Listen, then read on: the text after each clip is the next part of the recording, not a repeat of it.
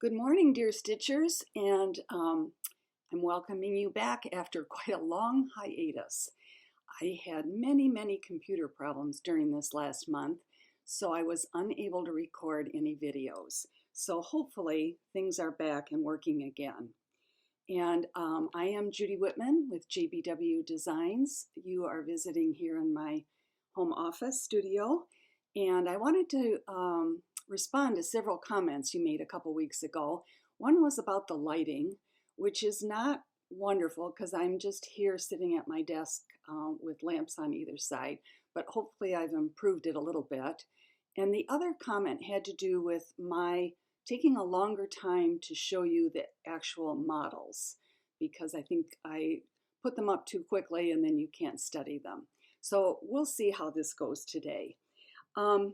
I wanted to tell you a little bit about myself, and I not only am a designer but a teacher also, and I've taught over the years for many guilds and retreats and shops and at the needlework markets. And an explanation about how I sound is that I was a former first grade teacher, and I've never lost that sound, so I still sound like a first grade teacher. And if you were in my class, I would probably pat you on your head and tell you that you were doing a very good job. So that explains a little bit about some of my background. So the last time we met, I did some instructions on finishing, and I talked about how to finish the Christmas in the Round design. And so you could go back to video 4 to look at that. There are a number of models that people have really loved using this design. So in that video, I also showed you the shape of a Christmas tree.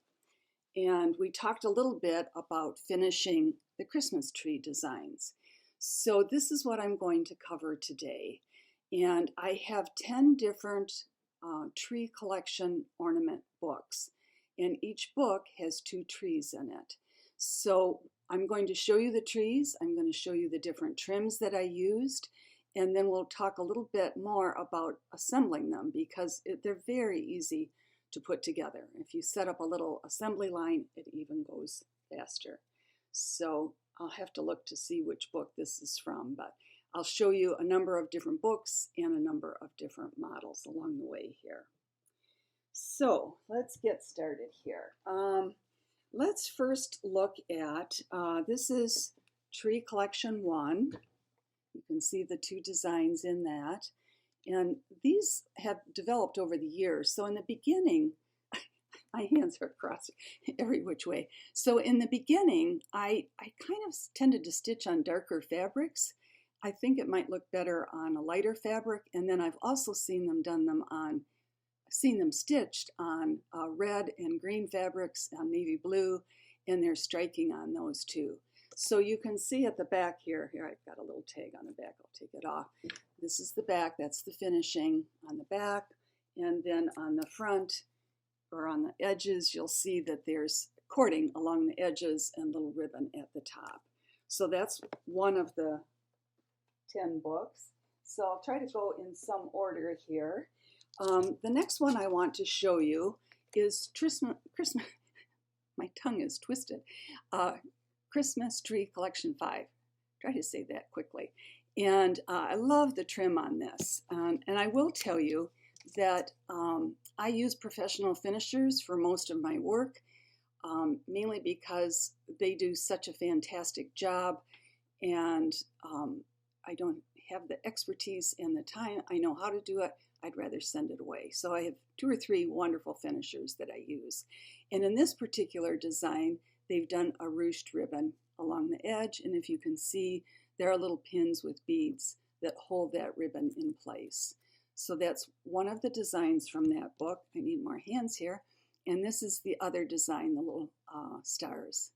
So this comes from Tree Collection 5. So each Tree Collection book is finished just a little bit differently. All right, let's look at, here is one of the designs. So that was the one I showed you earlier. This is from Tree Collection 7. And this is what this book looks like. And you can see it has another design with trees within trees. And this is finished with the twisted cording. Krynek, of course, makes a wonderful drill to make that cording. So you'll have to go onto their website and check that out. All right, let's get another one here. This is a fairly recent one. Excuse me. This is Tree Collection 10. And you can see on this book, there are trees within trees. Incidentally, I forgot to tell you, I usually stitch the designs both over two, you can see the larger ones, and over one, below here, the smaller ones.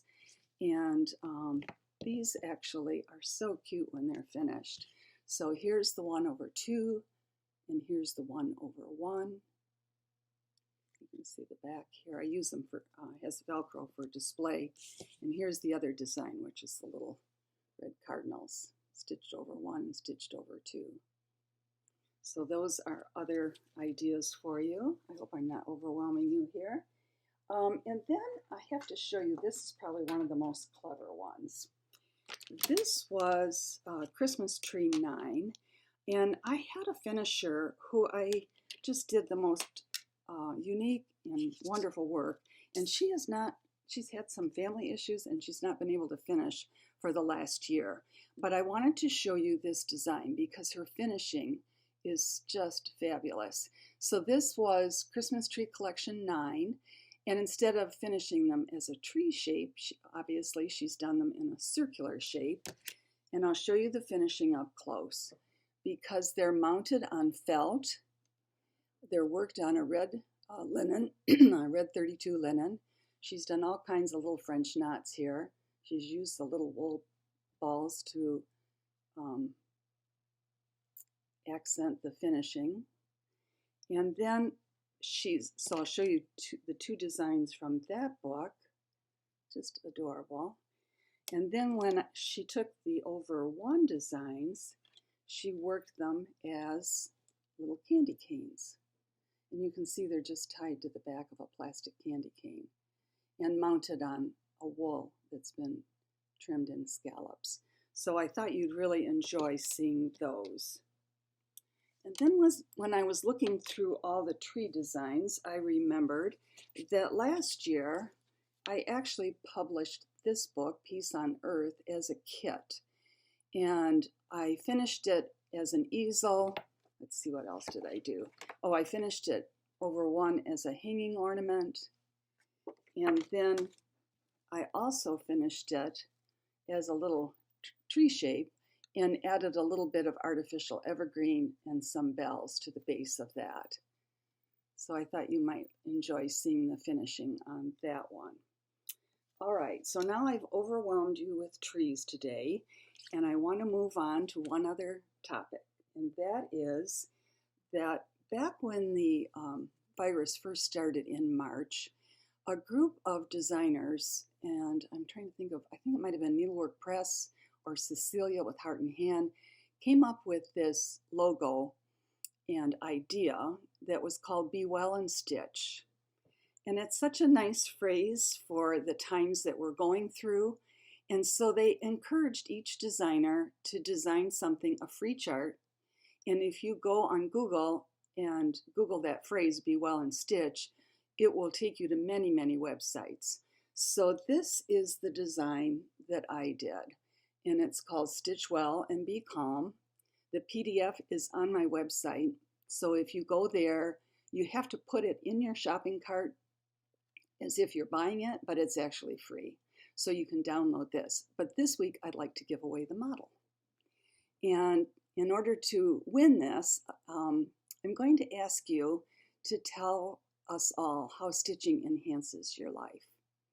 And I know during this time, it means a lot to all of us.